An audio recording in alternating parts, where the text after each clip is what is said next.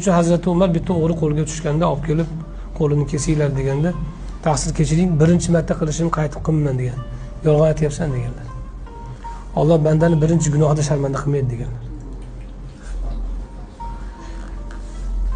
Birinchi qilyapman shu gunohni, bir marta qilib qo'ydim deyaptimi? Sharmanda bo'lgan bo'lsa, biling bir marta qilgan emas u. U ko'nikkan u asli. O'sha qalbidan hayo ketgan o'sha gunohni qilishdi. Keyin Alloh sharmanda qilgan uni. Hayosi tursa Alloh bandani yashiradi. Bandani agar Alloh aybini ochgan bo'lsa, bilingki hayosi ketgan bo'ladi. Alloh o'zi satr qilsin. Agar bizni ham Alloh taolo qanchadir hayo bergan ekanki, alhamdulillah bir-birimizni aybimizni Alloh yashirib turibdi. Ilohim yashirsin oxirigacha. Agar bizni aybimizni ochib qo'ysa, bir-birimiz bilan ko'rishmay qo'yamiz.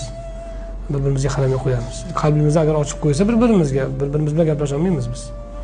Alloh yashirib turadi, chiroyli tomonimizni ko'rsatib, yomon tomonimizni, xunuk tomonimizni yashirib turadi, keyin biz bir-birimizni yaxshi ko'ra olamizki.